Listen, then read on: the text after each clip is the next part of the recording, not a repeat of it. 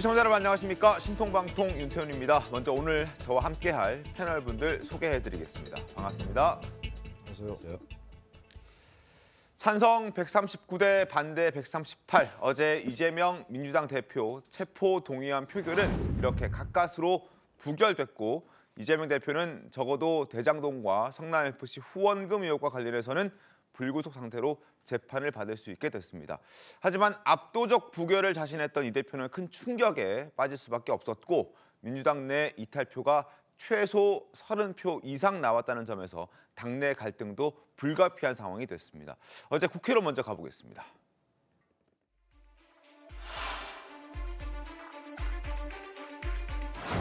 어디에도 민주당 대표 이재명의 범죄 혐의는 없습니다.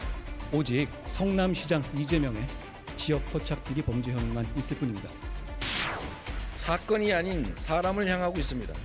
목표물을 잡을 때까지 하는 사법 사냥입니다. 대규모 먼지털이 수사에도 아무 증거가 나오지 않습니다.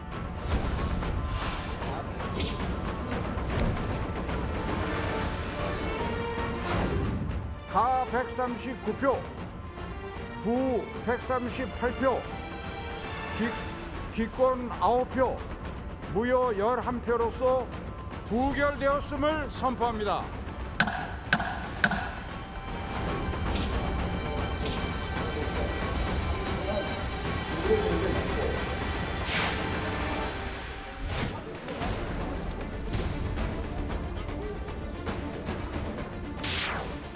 이재명 대표의 방탄은 허물어졌습니다.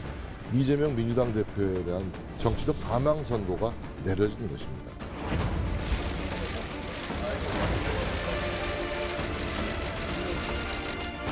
당내에서도 충격적이라는 얘기가 나오고 있는데 일각에서 좀 사퇴론도 계속 나오고 있는데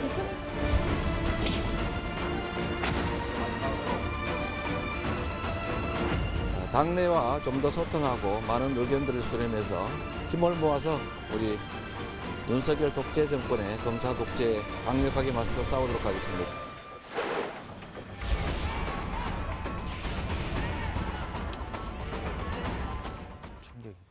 결과적으로 부결이 됐지만 사실상 가결이라는 지적들이 굉장히 많습니다. 오늘 아침 신문도 대부분 일면에 관련 내용들을 담아놨습니다. 신문 보겠습니다. 조선일보부터 보시오. 이재명 체포, 찬성이 더 많았다. 누더기 방탄이다. 찬성 139, 반대 138, 최소 31표 반란. 그래서 가까스로 부결됐다. 당내 내부는 불가피하다라는 얘기가 나오고 있고 한겨레도 마찬가지입니다. 한겨레도 민주당 누더기 이탈표 나왔다. 그리고 체포안 가까스로 부결했다. 제목이 거의 대동소이합니다. 자, 이재명 체포 동의안 부결됐다는 내용. 그리고 여기 표를 보시면 찬성 139, 반대 138. 가결 요건이 재적 의원 과반 출석, 재석 의원 과반 찬성이어서 그렇지 뭐 다수결로 했다면 가결됐다고 봐도 무방한 그런 상황입니다. 체포 동의안 표결 참여자가 더불어민주당이 166명 전원 다 참석했습니다. 국민의힘도 114명 전원 다 참석했습니다. 그럼에도 불구하고 노웅래 의원 때 지금 부결해야 한다는 161표보다 훨씬 더 적은 138표 부결해야 된다는 의견만 나왔습니다. 충격의 결과가 아닐 수 없습니다. 이 정도 예상하셨습니까, 최강 의원님? 사실 압도적 부결이냐 아니면 뭐 가까스로 부결이냐에 따라서 정치적 의미가 굉장히 다르다 이렇게 말씀을 드렸었고요. 근데 이제 압도적 부결을 워낙 자신하고 있었고 그다음에 이제 그 취재 기자들도 사실 현장에서는 압도적 부결 분위기다 뭐 이랬기 때문에 뭐 저도 이제 충분히 그렇게 예상을 했었죠. 그래서 뭐 아마 이탈표가 있어도 10표 이내로 있을 것이다. 뭐 이 정도로 예상을 했었는데 그 예상은 빗나갔습니다. 결국 이제 국회의원들의 속마음까지 알 수는 없었던 것이다. 이렇게 우리가 이제 분석을 할 수가 있겠고요. 이 분석도 뭐 사후 분석이죠. 그래서 이제 지금 최소 31표라고 하지만 31표라는 건 민주당 내에서 31표고 사실 민주당 출신의 무소속이잖아요, 전부 다.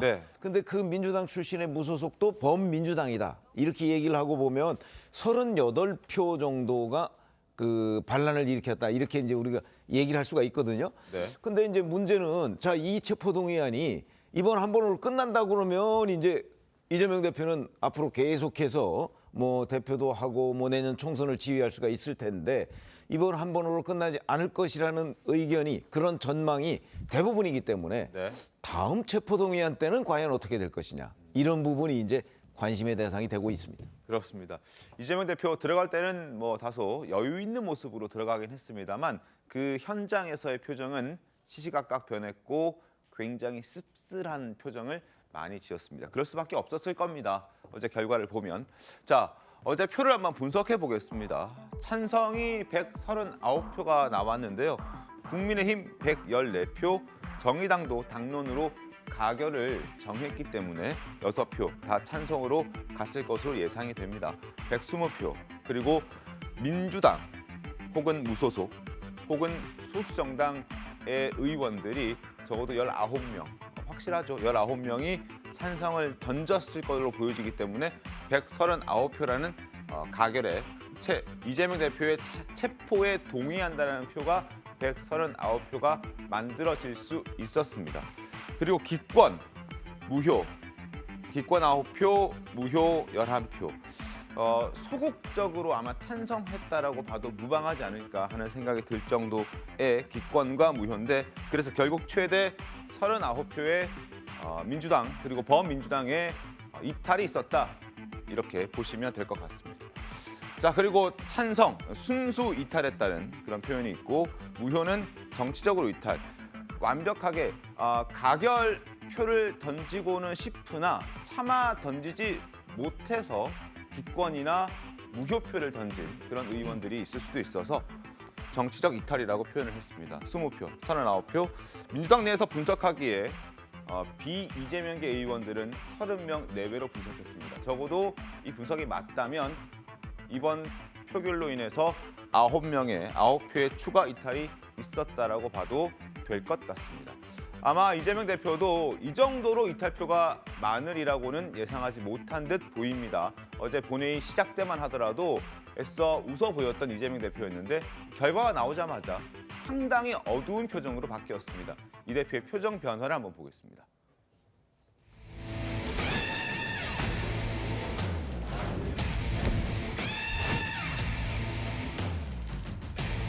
무기명 투표 방식으로 해결하겠습니다.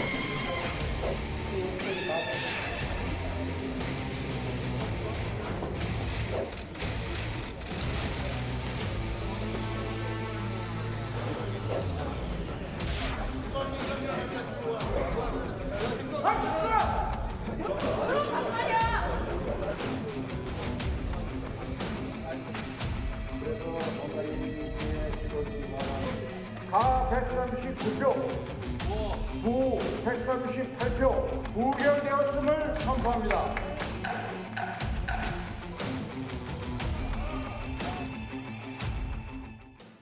자, 그리고 국회 본회의장을 나설 때는 취재진이 당연히 몰려들었고 몰려드는 취재진을 향해서 밀지 말라며 하면서 다소 예민한 모습도 보이기도 했습니다. 그 모습 이어서 보겠습니다. 검찰의 영장 청구가 매우 부당하다는 것을 민의의 전당 국회에서 확인해 주셨습니다. 당내와 좀 더 소통하고 많은 의견들을 수렴해서 힘을 모아서 우리 윤석열 독재 정권의 검사 독재에 강력하게 맞서 싸우도록 하겠습니다.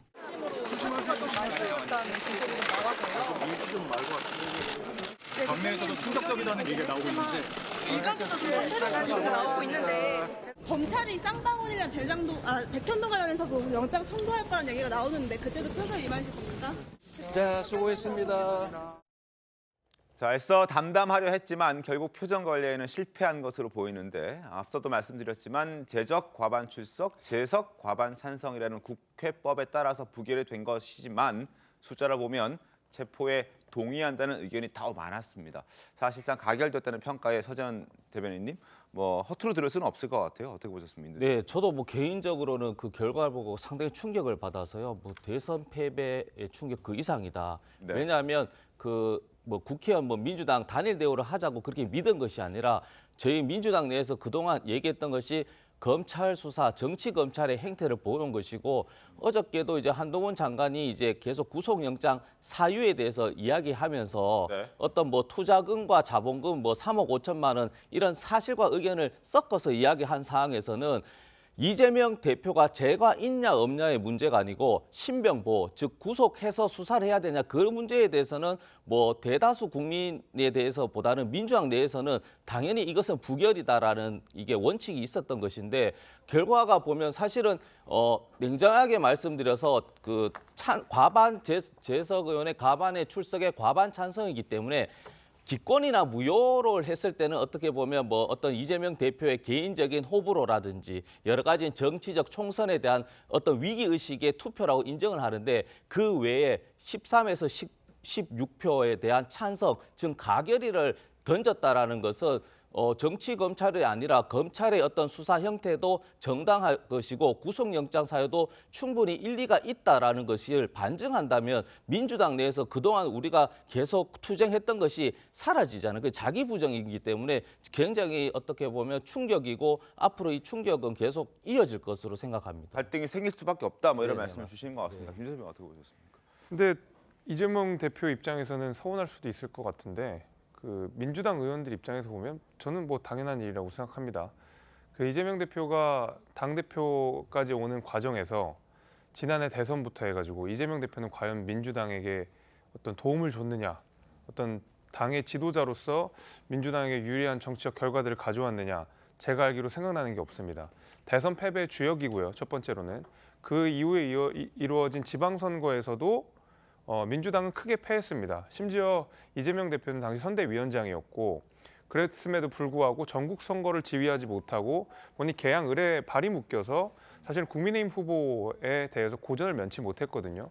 그런 의미에서 선대위원장으로서의 역할도 잘 못했고 그 이후에 네. 당대표로서 민주당을 이끌어가면서 사실 사법 리스크 말고는 보이는 게 없었습니다. 그러다 보니까 최근에 있던 여론조사에서도 굉장히 낮은 수준의 지지율을 보여주게 되는 말 그대로 민주당에게는 계속 정치적 부담만 줬던 게 바로 이재명 대표거든요. 네. 그렇게 봤을 때 저 정도의 이탈표라고 그러는 거면 사실은 오히려 더 적게 나왔다라고 봐도 될 것 같습니다. 아마 이후에 백현동 사건이라든지 아니면은 대북 송금 사건에 대한 영장 청구 계속 지속됐을 때는 저 정도의 수준이 아니라 훨씬 더 많은 표의 이탈표가 나올 거다. 저는 그렇게 봅니다. 알겠습니다.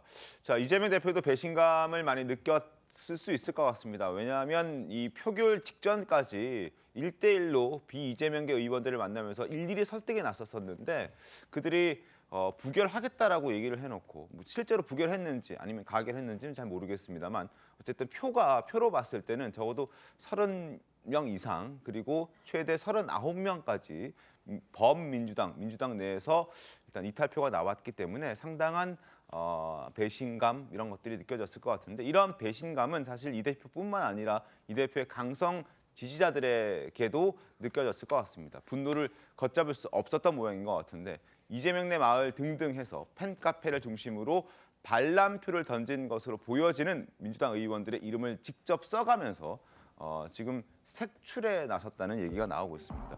더불어민주당 총선 낙선 대상 의원 명단이란 이름으로 한 30여 명의 민주당 의원들의 이름을 쭉 실명으로 기재를 했는데 저희는 뭐 모자이크를 좀 처리를 했습니다만 일단 뭐 설모 의원도 보이고요, 홍모 의원, 조모 의원 등등 다양한 의원들의 이름이 이렇게 보입니다. 공개적으로 아니라고 하신 분들은 제외했다. 뭐 어느 정도 반영이 됐다라는 건데 아직 공개적 입장 밝히지 않은 사람들을 이재명 대표의 강성 지지자들이 자신의 온라인 홈페이지 이런 데다가 막 글을 쓰기 시작한 겁니다. 어쨌든 비명계에 대한 비판의 목소리들이 많이 나오고 있는데 뭐 김효주 대변인께서는 이런 분위기를 보고 어떤 생각을 좀 하셨습니까? 뭐 어차피 그런 일이 벌어질 것이라고 뭐 예상은 했습니다만 누구도 예상 못했던 결과에 아마 조금 패닉 상태가 아닌가 싶습니다. 네. 근데 과연 뭐 색출이 될까도 의문입니다만 저 색출의 효과가 있을까요? 어떻게 보면은 저런 분위기 때문에 각계의 정치적 의견을 가지고 있던 분들이 내심으로만 담고 있다가 어제와 같은 결과가 나오지 않았나 싶은 생각이 들었는데 그야말로 뭐 총의에 의해서 네. 뭐 자율 투표에 맡기겠다 했던 결과가 이제 이렇게 나온 거 아니겠습니까? 네네. 각자의 의원들이 정치적 양심에 따라 선택한 결과이니만큼 과연 앞으로도 이런 행태를 유지할 수 있을까 그런 의문이 듭니다. 알겠습니다. 자, 압도적 가결을 확신했던 민주당 지도부도 충격에 빠져 있긴 마찬가지입니다. 고민정 최고위원 얘기 들어보겠습니다. 이재명 대표에게 정치적 사망 선고가 내려졌다. 이 평가는 어떻게 들으셨습니까? 그거는 과도하다고 보고요. 당연히 부결이 될 것이다라는 그런 발언들이 오히려 더 너무 자만하는 것 아닌가라는 심리를 더 자극했던 게 아닌가 이런 생각도 좀 들고요. 이 무능한 윤석열 정부를 견제할 것인지에 대해서 2배, 3배 더 노력하고 의원들에게 그 확신을 보여준다면 이재명 대표에게 체포동의안이 또 온다 하더라도 지금과는 또 다른 양상의 표 결과가 나올 수 있을 거라고 보거든요.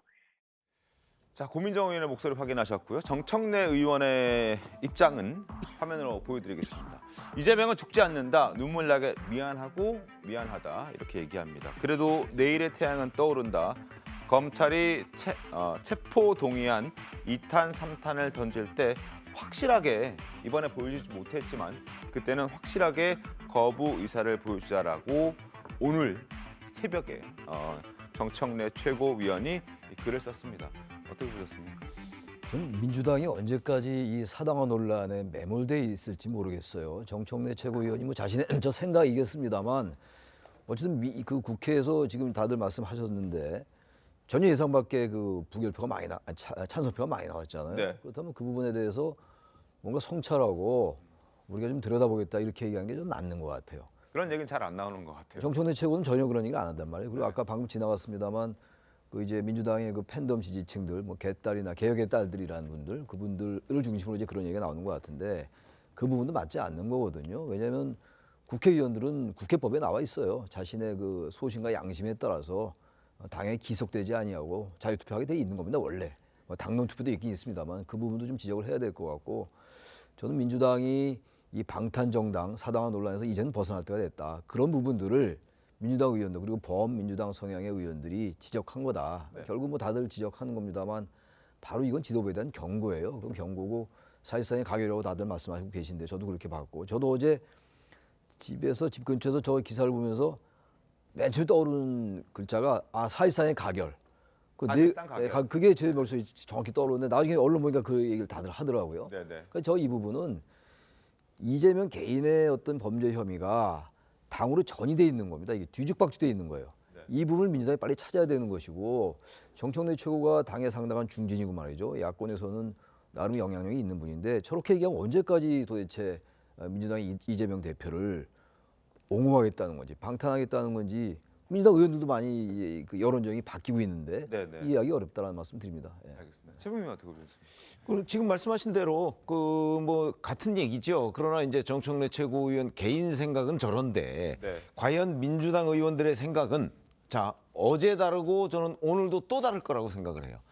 그러니까 예를 들어서 이재명 대표 체포동의안에 그 찬성표를 던졌던 민주당 의원들이 분명히 있는 거잖아요. 네. 그럼 그 사람들은 이 찬성표 던진 사실이 혹시 공개될까 봐 전전긍긍하고 있을까? 아니면 앞으로 2차 그 체포동의안이 왔을 때 나는 그때도 여전히 무엇을 할 거야라고 결심을 하고 있을까? 이런 부분을 저는 정청래 최고위원이 저런 식으로 2탄, 3탄 던질 때 확실하게 거부 의사 보여주자고 하면 그 사람들은 오히려 그 사람들대로 더욱더 굳은 결심을 할 가능성이 저는 더 높다고 보고요. 자, 앞으로 2탄, 3탄이 언제 올까요? 예상할 수가 없지만 네. 뭐 맨 먼저 올 가능성이 높은 게 대북송금, 그 다음이 백현동, 그 다음이 정자동 정도가 될 텐데 네. 그렇게 왔을 경우는 그러면 지금은 총선이 1년 1개월 남았습니다. 네. 그렇죠? 앞으로 그런 2탄, 3탄이 올 때는 총선이 1년 내 뭐 10개월, 뭐 8개월 이렇게 남았을 텐데 그러면 지금보다 민주당 의원들의 위기의식이 훨씬 더 강해지겠죠. 네. 그러면 시간이 지나면 지날수록 저는 민주당 의원 중에서도 오히려 네. 이재명 대표 조기 손절론 여기에 동의를 하는 사람이 많다고 생각하거든요. 그래서 저는 개인적으로 어제 이재명 대표가 얻었던 138표 체포동의안 반대 저는 이게 최대치라고 보는 겁니다. 앞으로 2탄, 3탄 아마 그걸 뛰어넘기가 쉽지 않을 것이다 이렇게 봅니다. 알겠습니다. 자, 그리고 비이재명계에서도 이 어제의 결과는 충격적이란 반응이 나왔습니다. 비명계 의원들의 본회의 퇴장 때 모습 이야기를 좀 들어보겠습니다. 부결해야 된다고 좀 주장하셨었는데요. 그렇습니다. 좀 이 결과에 대해서 좀 어떻게 생각하시나요? 할 말이 없습니다. 이탈표가 이 정도까지 나올 걸로 예상은 하셨나요? 예상 못했습니다. 이재명 대표가 좀 거치에 대해서 입장 표명을 해야 된다고 생각하시나요? 다시 보십시다. 우유표를 어떻게 좀 해석해야 될까요? 가결이 간신히 좀 피해진 건데 어떻게 보시나요? 그러니까 전체적으로 다 의원들이 약간 예상 밖이다, 조금 약간 충격적이다 이런 분위기니까. 좀 예상을 하셨습니까? 예상 못했지. 당에 심각한 문제가 된다고 보세요? 나도 예상하지 못한 결과가 그렇게 나왔네요. 좀 생각을 해봐야 될 것 같은데. 앞으로 좀 당이 약간 좀 혼란에 빠질 수 있는 계기가 되겠죠? 글쎄요. 서른, 김종민 그리고 홍영표 의원까지 비이재명계로 분류가 돼 있는 의원들입니다. 예상 못했다, 충격적이다 이런 얘기를 하고 있는데 정말 예상 못했을까요? 본인들은 어떻게 생각하십니까? 예상 못했을 수도 있을 것 같아요. 근데 이제 나름대로 자신들끼리 얘기를 많이 나눠봤을 거 아니에요. 3, 3호 의원들끼리. 그래서 아마 일반적인 이 방송에 나와서 얘기하는 패널들은 압도적 부결 쪽에 예상을 많이 했던 게 그럼요. 사실이에요. 지난 몇 주 동안 계속 압도적 그렇게 부결 얘기는 얘기했고, 많이 나왔습니다. 뭐 가결될 거라고 얘기하는 사람 제가 한 명도 못 봤고, 근데 저 의원들은 아마 나름대로 인터뷰를 했을 것이고, 그렇다면은 저 정도까지 예상 못했다 하더라도 전 상당수 이탈표가 나온다고 생각할 수 있을 것 같아요. 홍영표 의원이라든지 서른 의원 같은 경우. 네. 최근에 또 권노갑 고문이 그런 말도 했잖아요. 이번엔 부결되더라도 다음엔 떳떳하게 임하라. 이런 얘기가 사실은 부결되더라고의 방점이 있는 게 아니고 당신 나가서 영장심사 받아라 이 얘기거든요. 서른 의원도 마찬가지였습니다. 그런 부분들이 아마 비명계 의원들에게 상당히 내재하고 있었을 거라고 보고, 또 하나 문제가 이 국회의원들은 이 표심, 민심에 본능적으로 예민합니다. 근데 아무튼간에 여론이 악화되고 있고 검찰 수사가 정당하다. 그리고 이재명 대표의 이런 여러 가지 혐의 한두 개가 아니란 말이죠. 지금 여러 가지 갈래의 혐의들에 대해서 이게 과연 제1야당 대표로서 가능한 얘기인가라는 그 여론이 많이 있습니다. 지금 현재. 그런 여론 지형도 반영이 됐을 것 같고, 또 선거가 다가올수록 또 민주당 지지도가 낮아지고, 최근에 뭐 약간 엎치락뒤치락 하긴 합니다만 대체로 지지도가 낮아요. 그러면 국민의힘이 잘해서 지지도가 낮은 게 아니라 민주당 지지도가, 민주당 내에 이제 이재명 리스크나 사법 리스크에 대한 불안감이 굉장히 큰 거거든요. 바로 그런 게 반영된 것이기 때문에 그 이른바 뭐 친문 의원들, 비명계 의원들은 이 정도까지 예상을 못했다 하더라도 상당수 이탈표가 나오지 않았을까라고 생각했을 가능성이 높다라고 제가 생각합니다. 알겠습니다. 자, 결국 이제 남은 건 친명계와 비명계 간의 갈등이 아닐까 하는 생각이 듭니다. 오늘 많은 신문들도 그런 분위기를 예상하고 있었습니다. 조선일보 보시죠.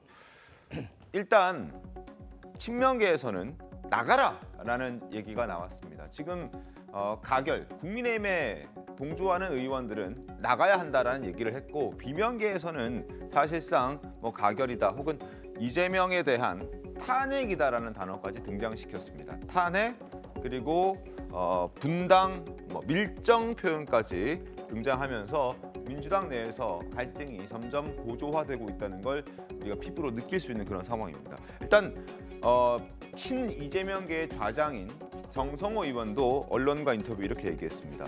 규모가 이 정도일 줄은 몰랐다. 굉장히 큰 충격이다. 이 정도로 당대표에 대해서 호소했는데도 여당과 보조를 맞추는 그런 사람들과 같이 갈 수 있을지 모르겠다. 그 사람들이 당을 나가주면 좋겠지만 그렇게 되지는 않지 않겠느냐 이런 얘기를 하고요. 그리고 이재명 대표가 지금 결단을 내려야 한다는 목소리가 많습니다. 비이재명계 의원들 사이에서는 일단 결단 내려야 한다라고 얘기를 하고 있고, 또 한 분은 민주당이 빨리 환골 탈퇴해야 한다는 의원들이 아마 반란에 참여를 한 것 같다, 그런 얘기도 나오고 있습니다. 총선을 앞두고 있기 때문에 자신의 이재명 대표의 생사가 중요한 것이 아니라 자신들, 의원들의 생사가 중요하기 때문에 그게 이번에 표시부로 작용해서 최대 39표라는 이런 이탈표가 나왔다라고 분석하는 민주당 의원들도 있었습니다. 그리고 이 대표를 구하려다가 같이 죽는다, 이런 것 또한 자신의 생사가 달려있다는 것과 결을 같이 하는 그런 이야기라고 볼 수 있습니다. 또 한 명의 비이재명계 의원은 이 대표가 결단을 내리지 않으면 다음 체포 동의안은 가결될 것 같다라는 당내 분위기도 전달한 의원도 있었습니다. 그리고 이제 사법 리스크 시작이다. 당장 이번 주 금요일에 선거법 위반과 관련해서 이재명 대표 검찰 출석하고요, 법원에 출석하고요. 그리고 2주 간격으로 이번 달만 3차례 출석합니다. 그런 부분에서 이제 이재명 대표의 사법 리스크가 드디어 시작됐다라는 분위기가 민주당 내에 있는 겁니다. 자, 어떻습니까, 서재현 대변인님? 네, 저희가 계속 주장하는 것이 뭐 가결이나 부결의 그 어떤 결과를 바라보고 이야기하는 것은 아니고요.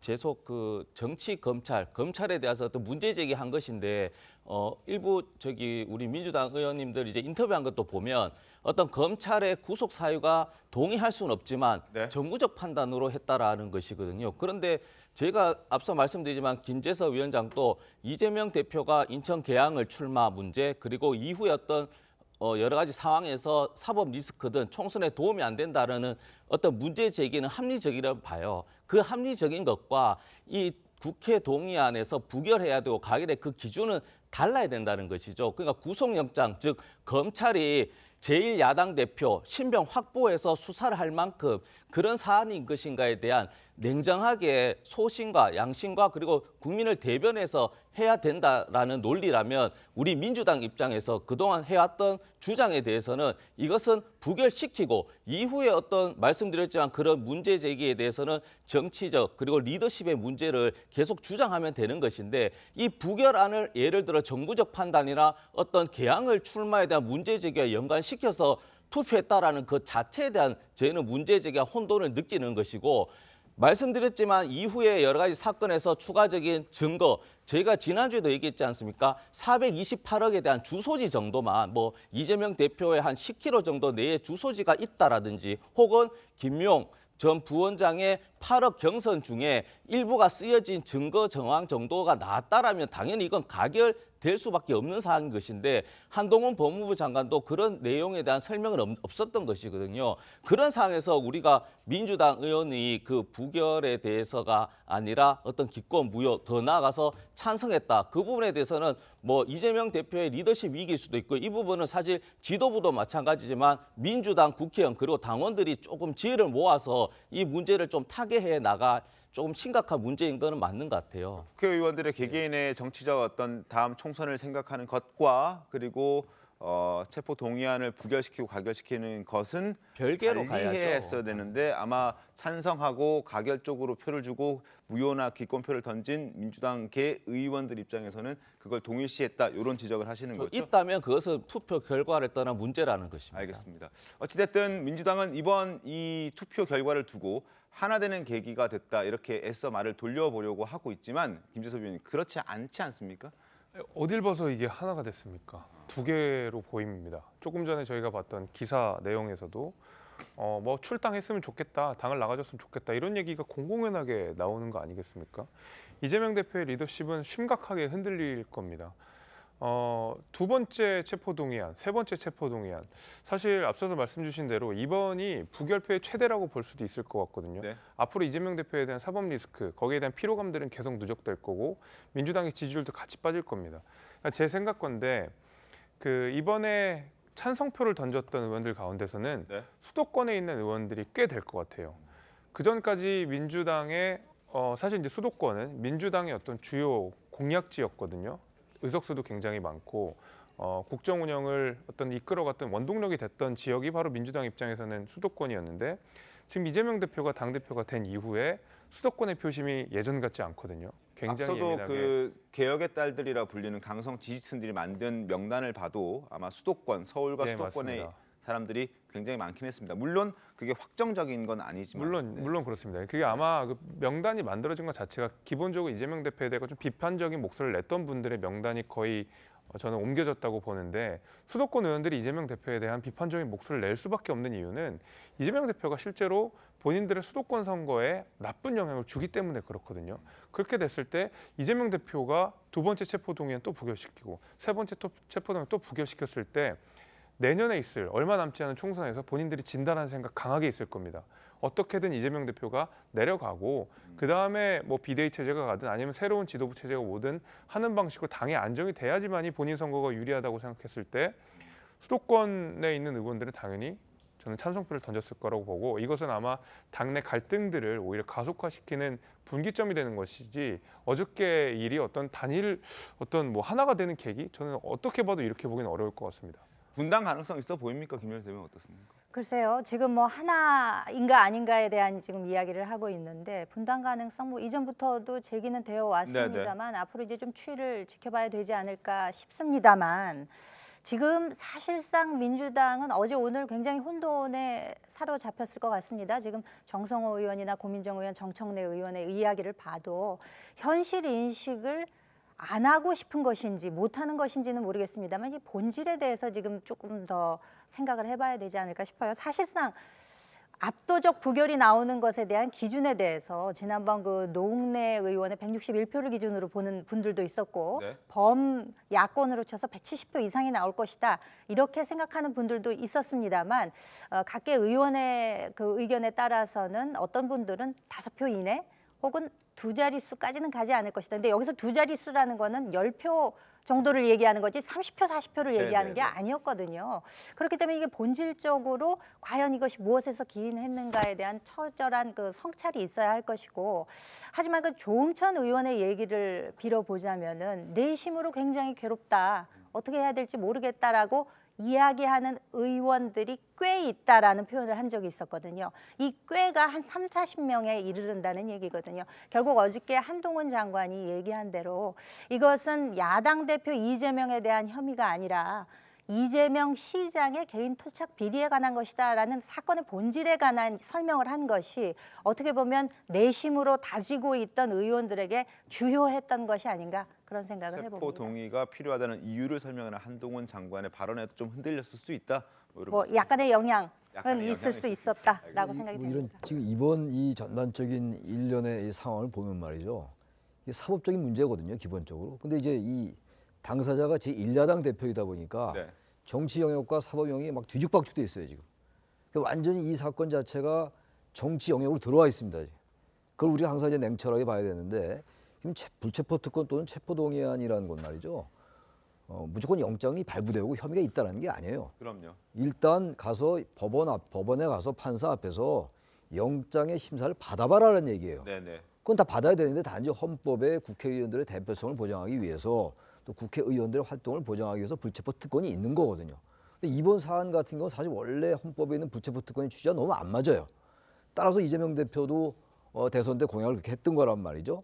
근데 이 사안을 완전히 정치 영역으로 끌어들이는데 성공을 했고 이재명 대표가 아주 수위 높은 그 무슨 검찰에 대해서 또 윤석열 정권에 대해서 깡패다 오랑캐다 아주 이거는 뭐 극도의 발언들이잖아요.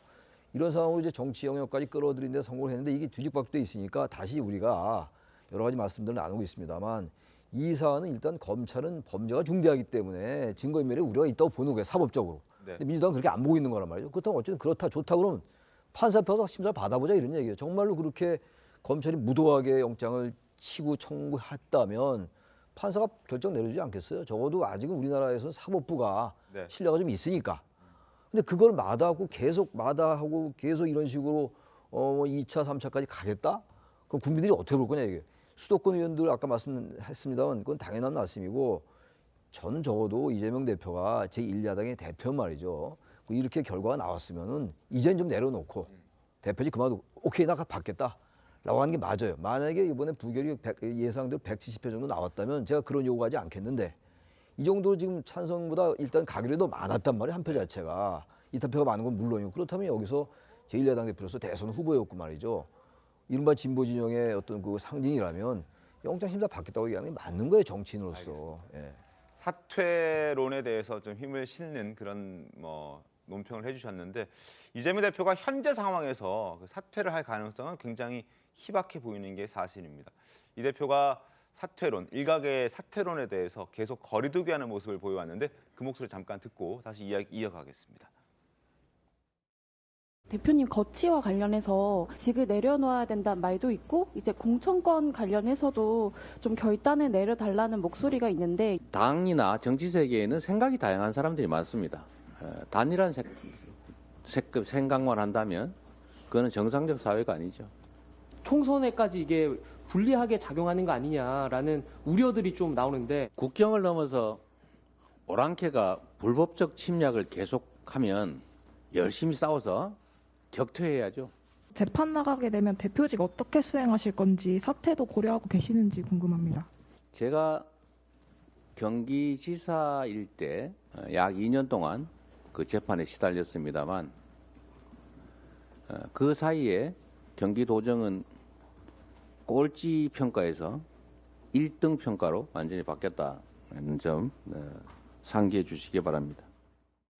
자, 뭐 편집하는 과정에서 이재명 대표의 어떤 거취에 대한 질문들을 저희가 좀 모아봤는데 그럼에도 불구하고 이재명 대표는 물러나지 않겠다, 뭐 오랑캐 이런 단어들, 자극적인 단어들을 써가면서 끝내 대표직 자리를 지키겠다라는 의지를 좀 보여줬던 것 같습니다. 그래서 일각에서는 뭐 옥중 공천 뭐 이런 얘기도 나오고 있는데 그럼에도 불구하고 저렇게 있으면 총선 제대로 치를 수 있겠어요. 아니 생각을 해보세요. 옥중공천이라고 한다는 거는 아마 어떤 거든 먼저 그 1심 판결이 나와서 법정 구속이 되는 경우를 상정해야지 지금 뭐 2차, 3차 방탄? 글쎄 그게 어떻게 될지 지금 아무도 예상할 수가 없어요. 예를 들어서 아까 제가 어저께 나왔던 체포동의안 반대 138표가 최대치라고 그랬죠. 네. 그런데 2차 방탄 때는 그러면 갑자기 거기서 뭐 128표로 줄어들 것인지 아니면 135표가 될 것인지 모르잖아요. 네. 그렇기 때문에 그 최대치라고 하는 거는 뭐 어느 정도 맞을 것 같은데 그러면 찬성표가 얼마나 되느냐, 149표를 넘을 것이냐, 넘지 않을 것이냐에 따라서 구속영장 실질심사를 받을 것이냐 여부가 결정이 되잖아요. 네. 그러니까 지금 섣불리 우리가 구속영장 실질심사 받게 되면 아마 구속될 거야. 그렇게 되면 이제 구속된 상태에서 재판받고 그러면 내년에 결국 옥중에서 공천하게 될까? 이거는 이제 너무 많은 여러 가지 가정을 전제로 한 얘기고 그렇게 되지 않을 수도 있고 그러니까 뭐라고 그건 예단할 수가 없고요. 다만 이제 이대로 가면 내년 총선에서 이제 많은 수도권 의원들이 우리가 배지를 못 달 것이다. 이 사람들은 민주당이 어떻게 되는 것보다는 자기 배지를 다느냐 안 다느냐가 더 초미의 관심사일 가능성이 있어요. 개개인을 보면 네네. 당 지도부가 아니면 네. 이런 사람들은 만약에 일정 시점이 지나가면 그러면 이제 이재명 대표 당장 이제 뭐 비명계에선 당장 대표직 사퇴 얘기가 나오겠지만 비명계가 아닌 중립지대가 있단 말이죠. 그 중립지대의 사람들이 대거 대표 사퇴론에 가세할 경우에는 대표 사퇴론자가 더 많을 거 아닙니까? 네. 이렇게 되면 이제 이재명 대표의 결단을 촉구하는 이 내분적 사실상 분당 상태죠. 정신적 분당 상태가 굉장히 길어지겠죠. 아마 그때쯤 되면은 저는 뭐 이재명 대표가 대표직을 내놓을 가능성은 없다고 보지만 네. 적어도 당의 원로 그룹 있잖아요. 네. 뭐 권노갑 사인고문이나 이해찬 그 전 대표나 뭐 이런 원로 그룹에서도 어떤 결단을 내릴 가능성이 대단히 높다고 보거든요. 거기에서도 만약에 이재명 대표 사퇴 쪽에 힘을 싣는다면 네. 이재명 대표가 과연 버틸 수 있을까? 이런 의문이 듭니다. 알겠습니다. 한번 지켜보겠습니다. 자, 그리고 국민의힘에서는 어제 이재명 대표의 체포 동의안 부결을 놓고 사실상 정치적 사망 선고다라고 평가했습니다. 정진석 비대위원장 목소리 들어보겠습니다. 민심이 고스란히 반영된 결과라고 생각합니다. 이재명 대표의 방탄은 허물어졌습니다. 사실상의 체포동의안은 철회된 것이나 다름없다라고 생각합니다. 이재명 민주당 대표에 대한 정치적 사망 선고가 내려진 것입니다. 이재명 대표와 민주당은 이를 무겁게 받아들여야 할 것입니다. 이재명 대표를 둘러싼 의혹의 실체적 규명은 이제 사법부에 맡기고 국회는 소모적 사법 전쟁에서 벗어나야 합니다. 그리고 어제 눈길을 끈 건 한동훈 장관의 이재명 대표에 대한 체포 동의안 요청 이유에 대한 그런 설명 모습이었습니다. 15분을 할애해서 조목조목 설명을 했습니다. 한 장관 이야기 들어보겠습니다. 성남 시민에게 천문학적 피해를 준 범죄입니다. 비유하자면 영업사원이 100만 원짜리 휴대폰을 주인 몰래 아는 사람에게 미리 짜고 10만 원에 판 겁니다. 여기서 주인은 90만 원의 피해를 본 것이지 10만 원이라도 벌어준 것 아니냐는 변명이 통할 수는 없을 겁니다. 이 시장 측은 위례 대장동 공모지침서를 남욱, 김만배 등 일당과 함께 만들었습니다. 아예 수험생이 시험 문제를 직접 출제하게 한 겁니다. 그런 사기적 내통의 결과 대장동에서 김만배 일당은 투자금으로 3억 5천만 원을 투자하고 그 2,000배가 넘는 7,886억 원이라는 천문학적 수익을 실제로 챙겼습니다. 시민 입장에서는 단군 일의 최대 치적이 아니라 단군 일의 최대 손해라는 말이 어울린다 하겠습니다. 최 의원님 어떻게 좀 보셨습니까? 어제 그 한동훈 장관의 그 체포동의안 설명을 보면요. 네. 저는 원래 저거는 국회의원들을 상대로 체포동의의 필요성을 설명하는 거잖아요. 네. 그게 아니고 한동훈 장관은 어차피 이건 부결된다고 가정을 한 것 같아요. 그렇기 때문에 의원들을 상대로 설득하는 게 아니고 국민을 상대로 설득한 거죠. 그래서 저런 예가 등장해요. 저 예는 전혀 법률적인 게 아니에요. 그렇죠? 네. 휴대전화 100만 원짜리를 10만 원에 판다 이런 게 법률적인 의미는 없잖아요. 네. 다만 일반 국민들, 법률을 잘 모르는 일반 국민들 입장에서 본다면 굉장히 이해가 쉬워요. 성남FC 제3자 뇌물죄 같은 것도 사실은 이해하기가 쉽지가 않거든요. 이런 부분도 정확하게 얘기를 했어요. 뭐 사후 뇌물, 네. 뭐 이런 식으로 얘기하잖아요. 그런 것들은 어제 얘기는 한동훈 장관도 이거 어차피 부결될 건데 국민들한테 왜 체포 이재명 그 대표에 대한 체포가 필요한가 그리고 왜 구속영장 실질심사가 필요한가 하는 부분을 설득하는 과정이었다고 생각을 하고 그 과정에서 아주 그 쉬운 용어들 뭐 이런 것들이 등장했다고 봅니다. 그랬던 것 같습니다. 한동훈 장관도 저 연설 이유를 설명한 이후에 기자들과 만나 백브리핑하는 과정에서 일단 가장 좀 말을 빨리 하는데 좀 집중을 했다라고 얘기를 했고 그리고 예를 들면서 국민들에게 법률 용어를 쭉 나열하는 것보다 이렇게 예시를 드는 게 더 이해하기 수월할 것이라는 것도 고려를 했다라고 얘기를 했기 때문에 뭐 최 의원의 말씀이 일정 부분 일리가 있었던 것 같습니다. 그리고 구속의 필요성을 두고 한 장관과 또 이재명 대표가 평행선을 달리는 모습도 어제 연출이 됐습니다. 두 사람의 발언을 모아봤습니다. 법률에 정한 구속 사유는 도망에 염려란 화이트칼라 범죄에서는 곧 중형선고 가능성을 의미합니다.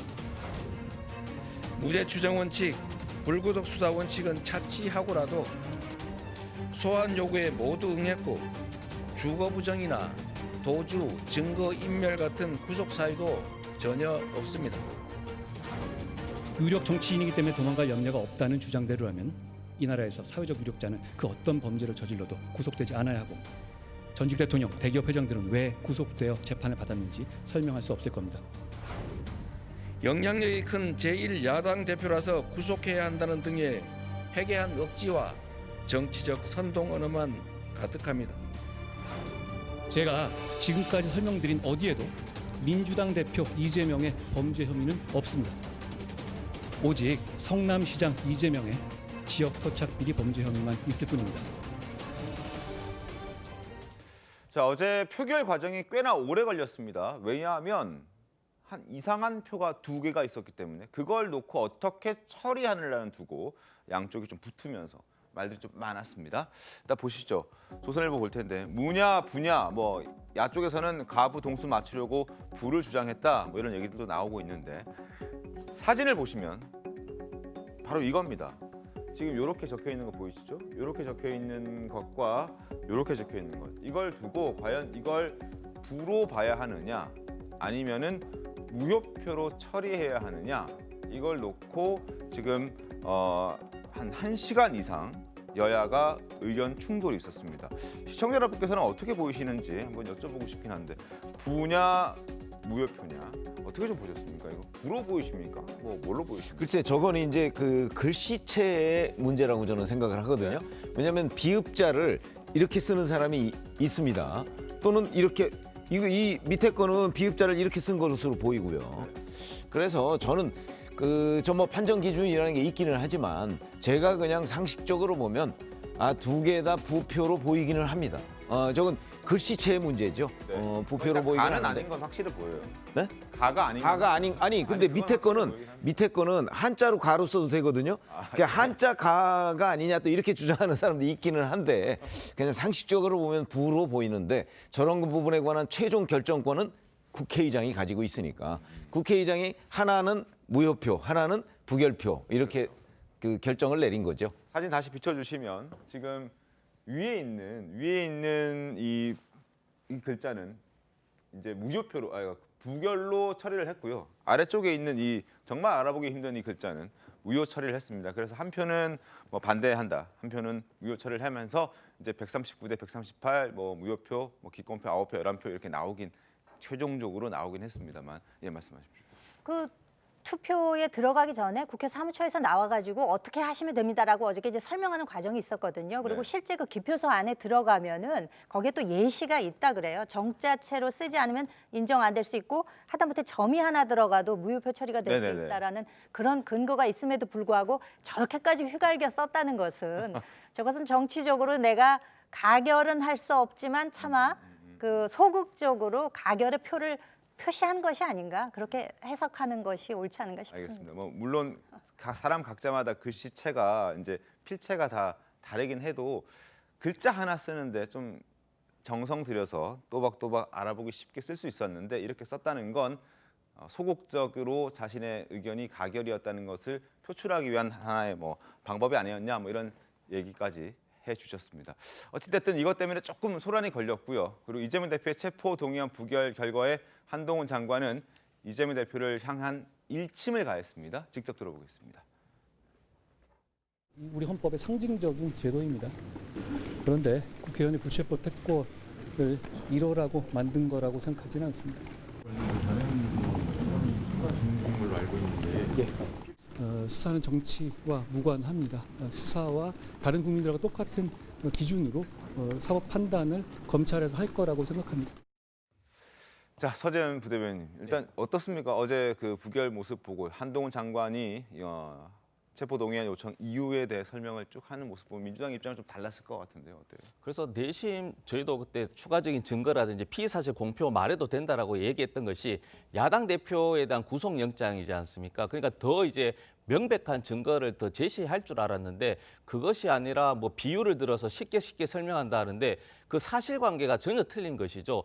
말씀드렸지만 자본금 3억 5천을 투자금 3억 5천으로 해서 2,000배 넘는 이익을 이게 탈취했다고 하는데 그 사실관계가 다른 것이죠. 자본금과 어떻게 3억 5천으로 1,000세대 되는 아파트를 지을 수가 있겠습니까?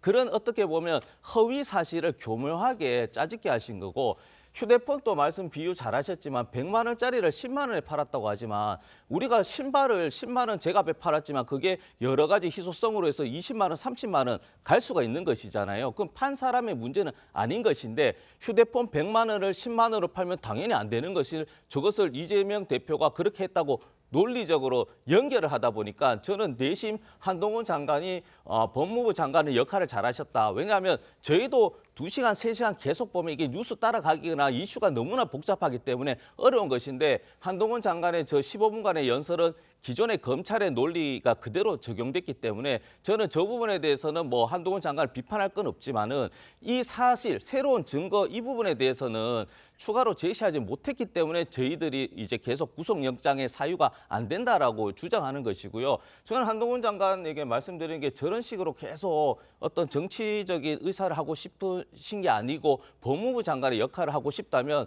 저는 이 윤석열 그 임기 내도록 법무부 장관을 이런 식으로 충실하게 수행하는 것이 더 나을 거라는 개인적인 생각도 피력합니다.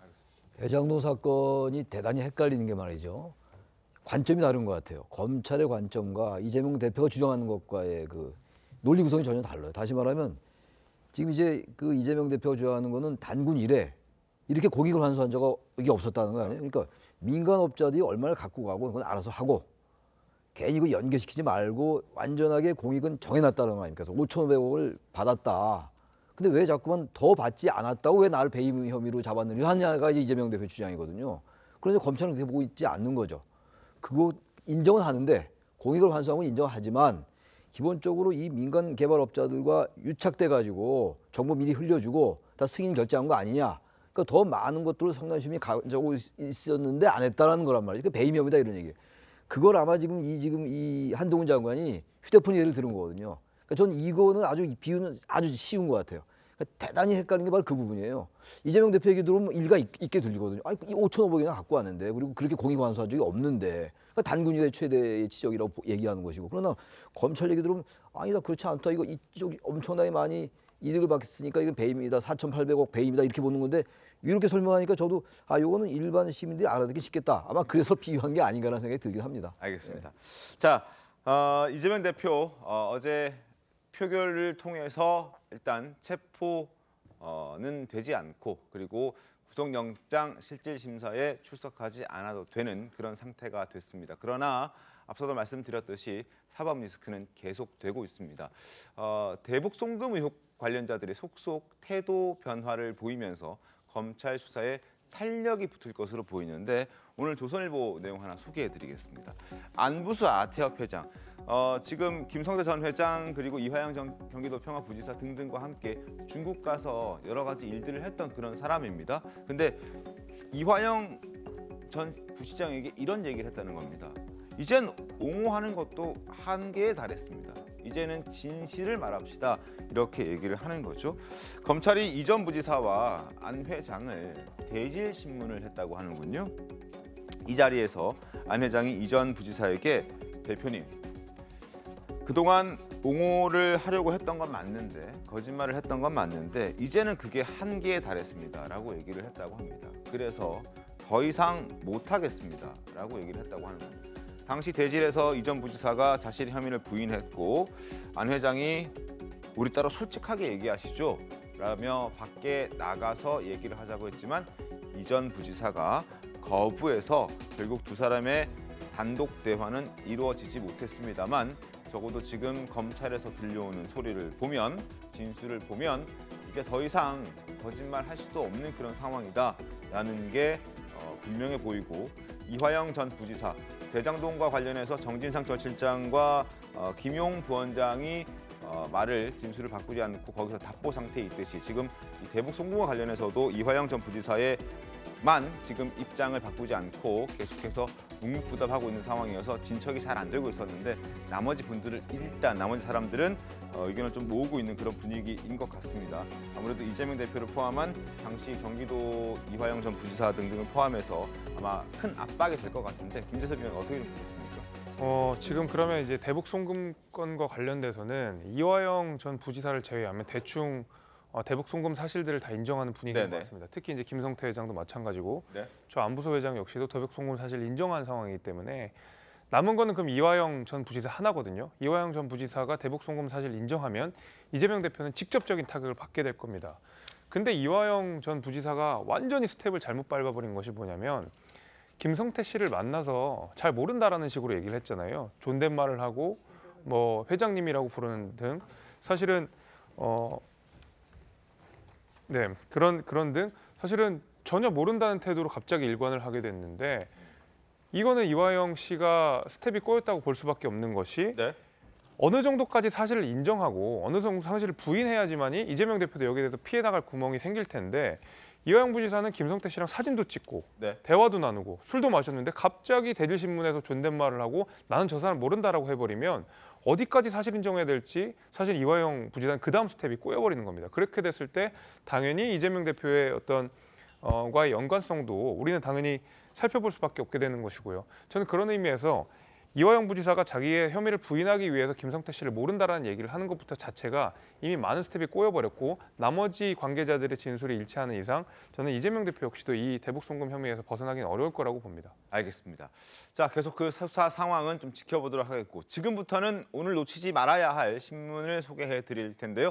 먼저 인도 현지에서 큰 인기를 끌고 있는 영상이 하나 있다고 하는데 신문에까지 소개가 됐습니다. 바로 지금 이 사진을 보면 이렇게 춤을 추고 있는 인도 영화에 등장했던 춤을 한국 주 인도 대사관 직원들이 따라하고 있는 그런 사진의 모습인데요. 인도 영화 RRR이라는 영화가 있다고 합니다. 그 주제곡에 맞춰서 일단 춤을 추고 있는 모습인데 하루 만에 조회수가 350만 조회가 지금 기록했다고 하고 그리고 유튜브 조회 총 토탈 누적 수는 1억 회를 돌파했다고 하는데요. 관련해서 영상을 먼저 좀 보여드리도록 하겠습니다. 영상 한번 보시죠.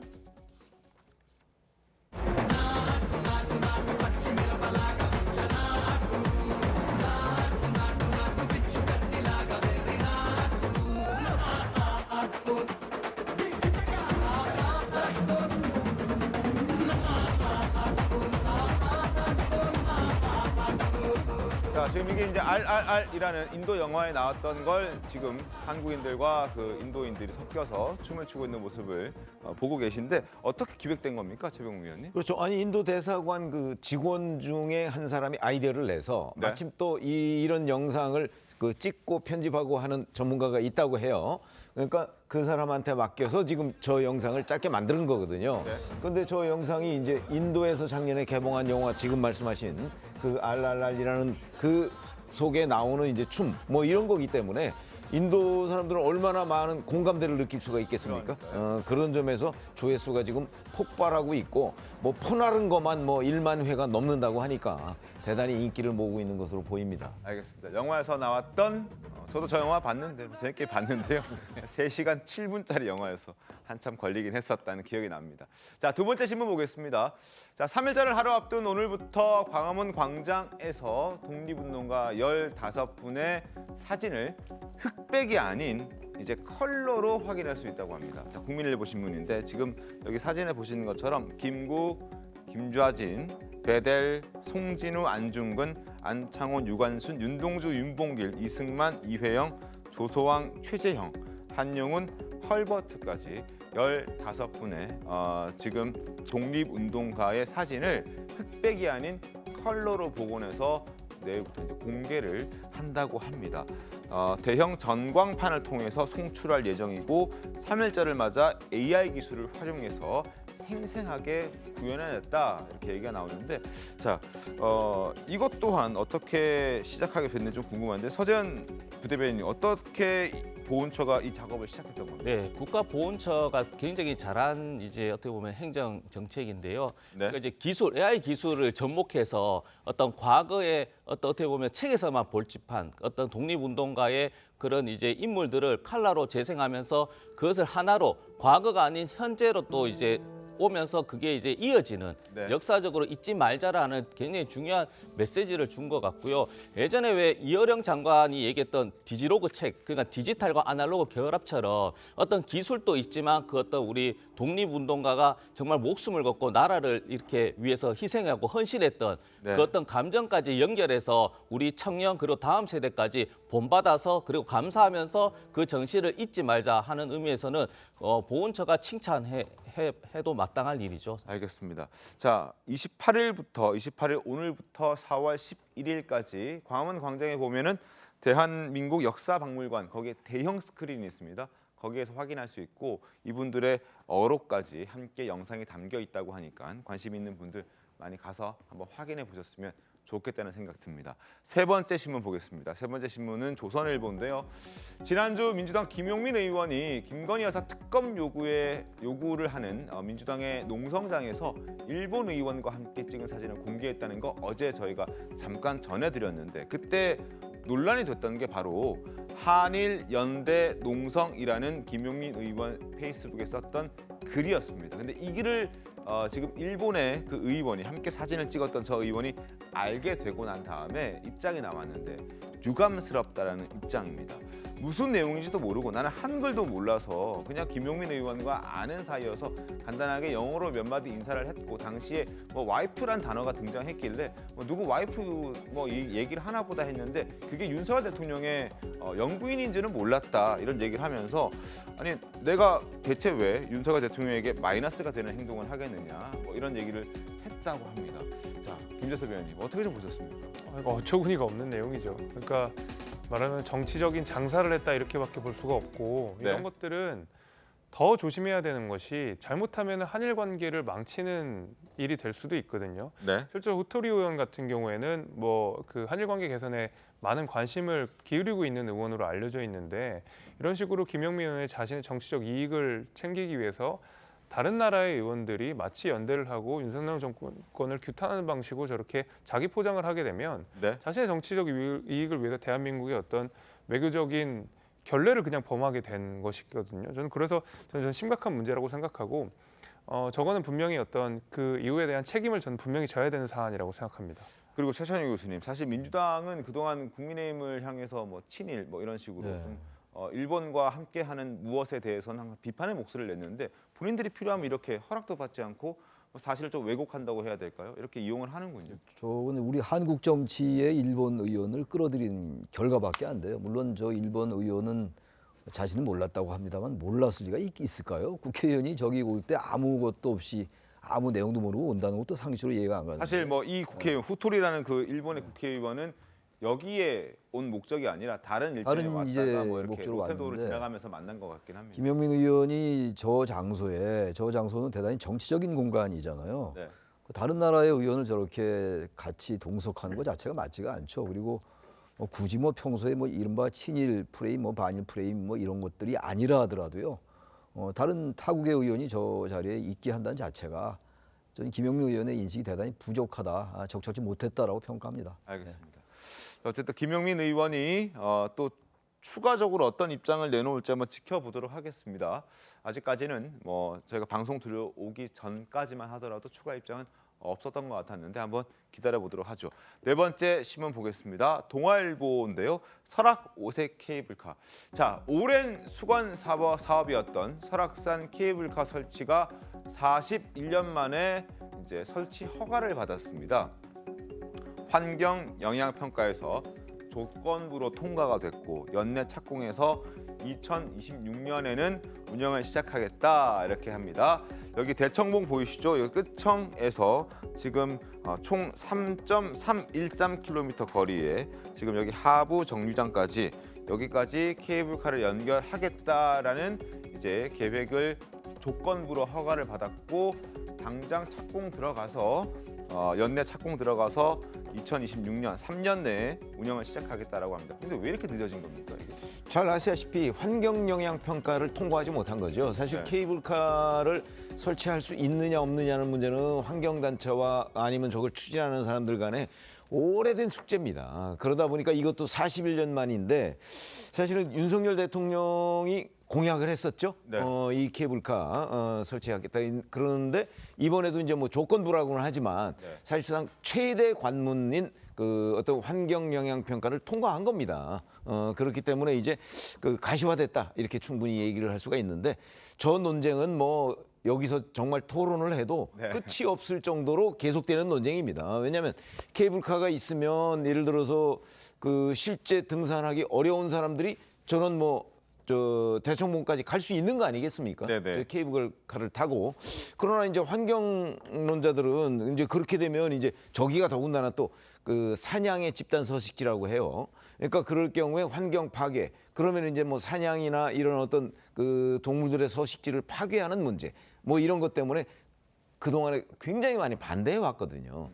그게 이제 이렇게 통과된 건데 그래도 논란은 여전히 끊이지 않을 것으로 본다. 그러나 대단히 중요한 관문을 넘었기 때문에 아마 저 케이블카는 이제 그 설치가 될 것으로 보이는데 네. 저런 식으로 우리나라에 추진하고 있는 케이블카가 굉장히 많거든요. 그런 것들은 또 어떻게 할 것인가? 이런 것들이 이제 앞으로 과제로 남아 있습니다. 알겠습니다. 한번 지켜보도록 하겠습니다. 그리고 윤석열 대통령이 어제 연세대 졸업식을 찾았습니다. 영상 보겠습니다.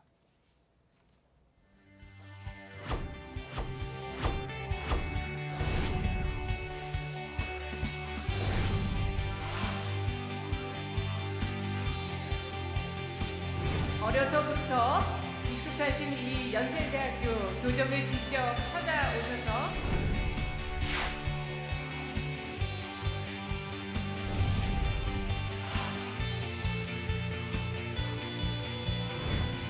이 자리에서 여러분의 성취를 축하하게 된 것은 제 개인적으로도 큰 영광입니다.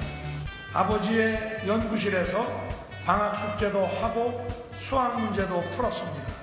기득권 카르텔을 깨고 더 자유롭고 공정한 시스템을 만들고 이를 실천할 때 혁신은 이루어지는 것입니다. 자, 그리고 윤석열 대통령은 또 학교 폭력에 대해서도 엄중하게 대응해야 된다라는 메시지를 또 냈습니다. 아마 이것과 관련해서도 연관성이 있을 것 같습니다. 자, 동아일보 신문 보시죠. 정순신 변호사 지금 국가수사본부장에 임명됐다가 하루 만에 철회된 그런 경우인데 대통령실은 공직 후보 질문서 보강하겠다, 야권에서는 인사검증 실태조사단을 구성하겠다, 뭐 이렇게 목소리들이 서로 부딪히고 있습니다. 윤석열 대통령은 일단 정순신 변호사에 대해서 공직자 마인드가 부족했다라고 지적을 했습니다. 대통령실은 학폭 질문 추가하는 등 여러 가지 검토를 하겠다 이렇게 얘기가 나오고 있는 그런 상황인데 한번 보시죠. 윤 대통령 지금 정 변호사 대해서 앞서도 말씀드린 대로 공직자로서의 어떤 마인드가 부족했다. 그리고 왜냐하면 검사로 재직도 하면서 법적 지식을 활용해서 소송을 계속한 그 아들을 위해서 소송을 사적으로 계속한 그런 점들을 지적한 것으로 보여집니다. 그리고 만약에 이런 문제가 있었다면 본인 스스로 좀 걸러냈어야 되는 것인데 그걸 스스로 알면서 굳이 그 직을 받았다는 것에 대해서도 비판의 목소리들이 꽤나 있습니다. 김현주 대변인은 어떻게 보셨습니까? 그러니까 공직자 예비 후보 그 질문서에 본인이나 배우자 직계 존비속이 그 행정소송이나 민사소송에 원피고에 해당 사항이 있느냐라는 것을 체크하는 항목이 있었는데 거기서 네. 아니오라고 했다는 그럼요. 것이거든요. 예. 근데 본인이 직접 그 자녀의 학폭과 관련해서 재심 청구를 했을 뿐만 아니라 1심, 2심, 3심까지 해서 전학이 이제 결정이 됐음에도 불구하고 그 재판을 통해서 시간을 끌면서 자녀의 입시에 어떻게 도움을 주려고 했던 것이 아니냐. 그러니까 원칙적으로 볼 때는 사실상 그런 상황이 발생했을 때 공직에 있었던 상황에서는 그 자녀를 꾸짖고 그에 응당한 그 처리를 했어야 하는데 오히려 그것을 악용을 해가지고 권한을 남용했다고 볼 수 있는 거죠. 본인의 그 법적 지식을 이용해서. 그래서 가해자는 서울대에 진학을 하고 피해자는 진학도 하지 못하는 이러한 아이러니가 나온 것에 대해서 윤석열 대통령도 어제 연세대 졸업식에서 공정을 강조한 것은 상당히 정순신 변호사의 낙마와 연관된 그런 메시지가 아니었나 싶습니다. 다른 건 다 모르겠는데 얘기 많이 나왔으니까 그 질문서에 그게 있단 말이에요. 지금 앞서 말씀하신 것처럼 그 배우자라든지 직계 존비속이 소송에 관련된 적이 있느냐? 질문이 있어요. 있습니까? 있습니까? 근데 그거를 과거가 아니라 과거로 해석하기 어려웠다라고 얘기하는 건데 지금 그러고 있는데 그게 말이 안 되는 얘기 아니겠어요? 그런 사안이 있었는데 1심, 2심, 3심까지 갔는데 있다고 얘기했어야지 아니라고 거기다 체크를 했더라고요. 이건 사실 미국 같으면요 징역형에 해당하는 거예요. 그러니까 이 앞으로 이제 뭐 대통령실이 이런 부분을 보강하겠다고 하는데 단순히 질문을 자세하게 넣는 거를 넘어서 말이죠. 네. 허위로 그런 것들을 작성한 것에 대해서 징역이나 페널티가 반드시 필요하다고 생각합니다. 그래야지 의미가 있지. 단순하게 그냥 질문을 쪼개서 한다. 추가하는 걸로는 그건 전혀 의미가 없다. 저거는 사실 대단히 허위인 거예요. 다른 거 다 떠나서 말이에요. 다른 건 다 얘기했으니까 제가 허위 공문서 작성 정도에 마찬가지 전 준하는... 버금가는 거다라고 생각하는 겁니다. 알겠습니다. 그럴 때 저는 이런 것들이 좀 없어지지 않을까 생각합니다. 알겠습니다.